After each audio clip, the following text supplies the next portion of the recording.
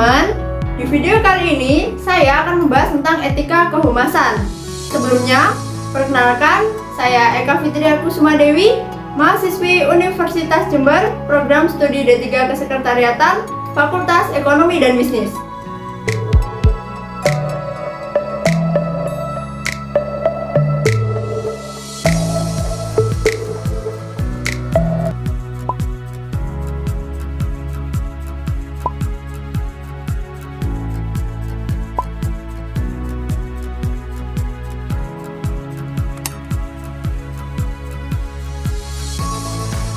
Langsung saja memasuki materi yang pertama, yaitu pengertian etika dan humas.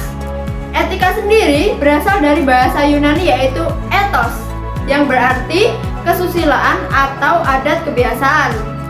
Etika mengacu pada sistem nilai dengan seseorang bagaimana menentukan apa yang benar dan apa yang tidak benar, apa yang adil dan apa yang tidak adil, serta apa yang jujur dan yang tidak jujur.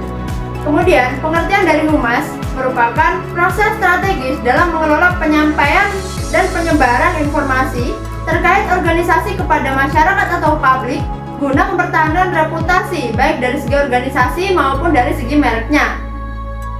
Jadi, dapat disimpulkan pengertian dari etika kehumasan atau Code of Public Relation Ethics merupakan pedoman atau rambu-rambu berperilaku ataupun bersikap bagi penyandang profesi humas atau public relation yang etis. Profesional humas atau public relation of officer by profesional berfungsi untuk menghadapi dan mengantisipasi tantangan yang akan terjadi di masa depan. Masuk ke materi yang kedua, yaitu Kode Etik Humas menurut IPRA atau International Public Relations Association. Yang pertama yaitu integritas pribadi dan profesional. Kita harus menjaga reputasi yang sehat serta ketaatan pada konstitusi dan kode etik dari IPRA. Yang kedua, perilaku kepada klien dan karyawan. Perlakuan yang adil terhadap klien dan karyawan serta tidak mewakili kepentingan yang berselisih bersaing tanpa persetujuan. Kemudian menjaga kepercayaan klien. Yang ketiga yaitu perilaku terhadap publik dan media. Bagaimana kita memperhatikan kepentingan umum dan harga diri seseorang serta tidak merusak integritas media komunikasi.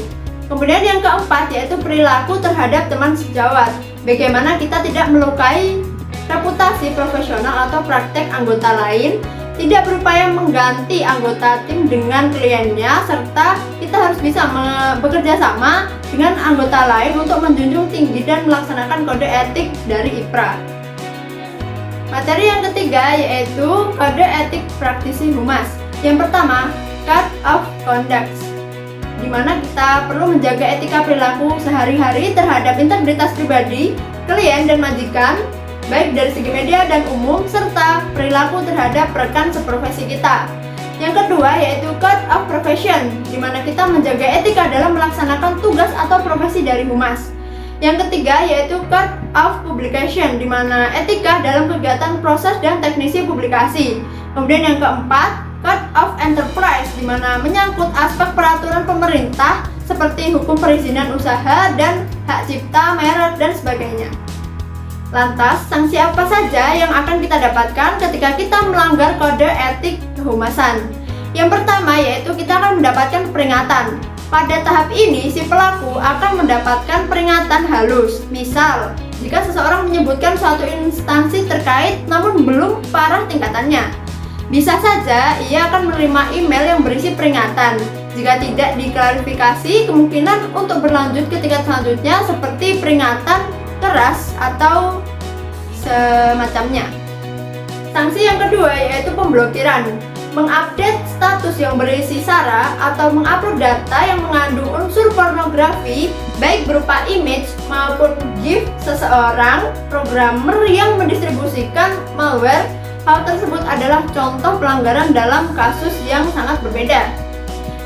Kemungkinan untuk kasus tersebut adalah pemblokiran akun di mana si pelaku melakukan aksinya.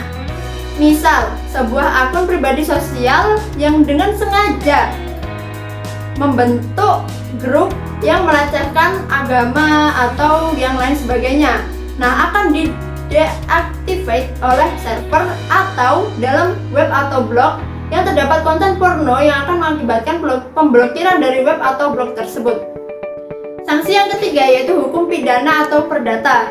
Setiap orang yang dengan sengaja dan tanpa hak atau melawan hukum melakukan tindakan ataupun yang berakibat terganggunya sistem elektronik dan atau mengakibatkan sistem elektronik menjadi tidak bekerja sebagaimana mestinya akan dikenakan pasal 33, serta adanya gugatan perdata dilakukan sesuai dengan ketentuan perundang-undangan pasal 39 adalah sebagian dari Undang-Undang Republik Indonesia Nomor 11 Tahun 2008 tentang Informasi dan Transaksi Elektronik UU ITE yang terdiri dari 54 pasal.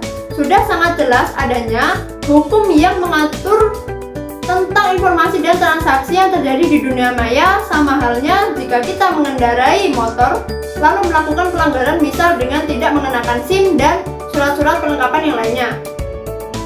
Dari materi etika kehumasan kita dapat menarik kesimpulan bahwasanya pelaku etis yang telah berkembang dalam perusahaan menimbulkan situasi saling percaya antara perusahaan yang satu dengan yang lain, di mana memungkinkan perusahaan meningkatkan keuntungan jangka panjang, serta perilaku etis akan mencegah pelanggan, pegawai ataupun masyarakat ataupun juga pemasok bertindak oportunis serta timbulnya rasa saling percaya. Budaya perusahaan memberikan kontribusi yang signifikan terhadap pembentukan perilaku etis. Karena budaya dari perusahaan sendiri juga seperangkat nilai dan norma yang membimbing tindakan karyawan.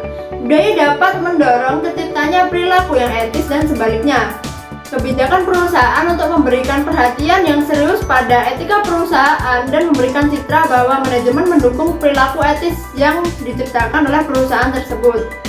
Oke teman-teman, itu adalah seputar etika kehumasan yang dapat saya sampaikan kepada teman-teman semua. Semoga bermanfaat. Saya akhiri. Wassalamualaikum warahmatullahi wabarakatuh.